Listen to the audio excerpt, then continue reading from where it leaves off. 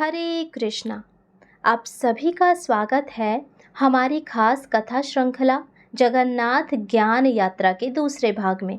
पिछले भाग में आपने सुना कि क्यों भगवान जगन्नाथ जी का स्वरूप बाकी देवताओं से बिल्कुल अलग है, कैसे उनके रूप के पीछे एक दिव्य कथा छुपी है।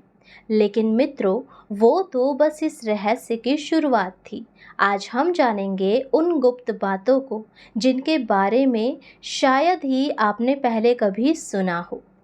आज हम आपको ले चलेंगे भगवान जगन्नाथ के स्वरूप से जुड़े ऐसे 5 रहस्यों की ओर जिन्हें जानकर आप भी कह उठेंगे, अरे वाह प्रभु, आप तो सचमुच बहुत अद्भुत है। तो आइए आरंभ करते हैं आज की दूसरी कथा। पहली रहस्यपूर्ण बात, उनकी बड़ी गोल बिना पलक की आंखें क्यों हैं। भगवान जगन्नाथ जी की आंखें बड़ी है, बिल्कुल गोल बिना पलक की, पर ऐसा क्यों? क्योंकि शास्त्रों में कहा गया है कि परमात्मा कभी भी अपनी दृष्टि बंद नहीं करते और जिनकी दृष्टि सब पर है, जो सोता नहीं, थकता नहीं, जो हर क्षण तुम्हें देख रहा है, उनकी आंखें बंद कैसे हो सकती है भला? इसीलिए जगन्नाथ जी की आंखें हमेशा खुली हुई होती है, उनमें कोई पलक नहीं। ये बताता है कि मैं तुम्हें हर पल देख रहा हूँ, चाहे तुम भले ही मुझे भूल जाओ। दूसरी रहस्यपूर्ण बात, नाक होंठ क्यों नहीं है।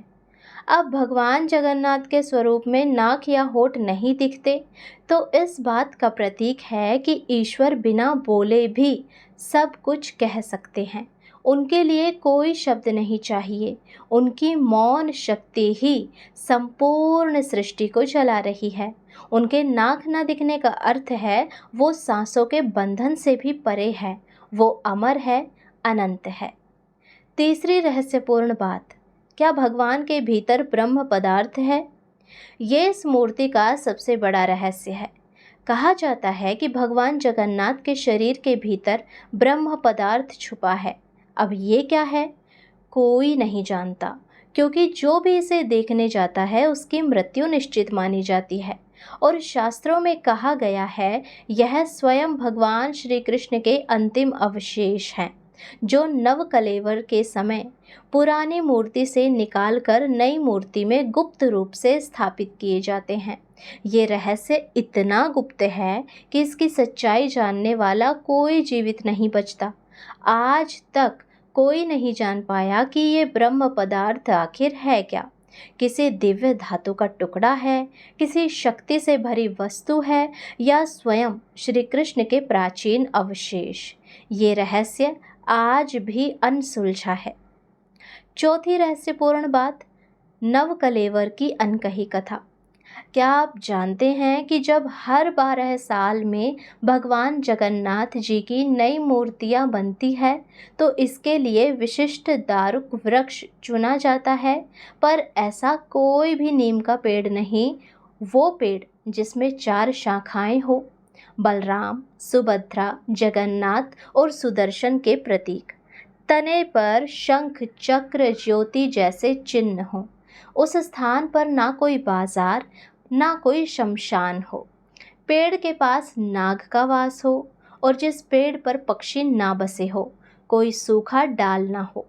इन सभी चिन्हों वाला पेड़ मिलना बहुत कठिन है, और आश्चर्य की बात ये है कि ये वृक्ष हमेशा पुरी के आसपास किसी गुप्त स्थान पर स्वयं प्रकट होता है। फिर रातों रात एक विशेष परंपरा से उसे काटा जाता है और पूरे मंत्र उच्चारण के साथ मंदिर लाया जाता है, जहां नई मूर्तियां तैयार होती है। पांचवी रहस्यपूर्ण बात, मूर्ति बदलने के समय का महागुप्त रहस्य। जब पुरानी मूर्ति से ब्रह्म पदार्थ निकालकर नई मूर्ति में स्थापित किया जाता है, तो इस दौरान मंदिर के सारे दीपक बुझा दिए जाते हैं।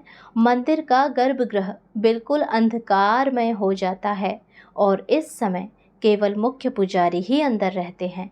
कहा जाता है कि यदि कोई और इस रहस्यमय प्रक्रिया को देख ले तो उसकी मृत्यु निश्चित है। इसीलिए पूरा मंदिर खाली कर दिया जाता है। यह सृष्टि की सबसे गुप्त धार्मिक क्रियाओं में से एक है। जगन्नाथ जी के इस अद्भुत स्वरूप से हमें क्या सीखने को मिलता है कि भगवान जगन्नाथ का स्वरूप केवल एक मूर्ति नहीं है, वो रहस्य है, सत्य है, चेतना है।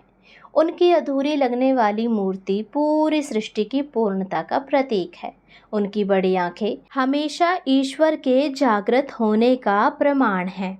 तो दोस्तों, आज की इस अद्भुत ज्ञान यात्रा में हमने जाना जगन्नाथ जी के अनोखे और रहस्यमय स्वरूप के बारे में। क्या आप भी हैरान हुए कि क्यों जगन्नाथ जी के हाथ पैर मुख्य रूप से नहीं दिखते? हर मूर्ति का अपना एक गहरा अर्थ होता है और जगन्नाथ जी का ये रूप हम सबको जीवन की असली समझ देता है कि शारीरिक रूप नहीं, भक्ति और भावनाओं का रूप ही सही पहचान है। लेकिन ये तो बस शुरुआत है। जगन्नाथ जी के रहस्यों का समुद्र बहुत गहरा है। अगले एपिसोड में हम जानेंगे जगन्नाथ जी के मंदिर के कुछ ऐसे रहस्य जो आज तक दुनिया के लिए पहेली बने हुए हैं। आप तैयार हैं? अगर आपको ये कथा पसंद आई हो तो वीडियो को लाइक करें, अपने मित्रों के साथ शेयर करें और चैनल को सब्सक्राइब करना ना भूलें, ताकि आप तक जगन्नाथ जी की हर नए रहस्य का ज्ञान पहुंचता रहे। तो मिलते हैं अगले अध्याय में एक नए रहस्य के साथ। जय श्री जगन्नाथ जी।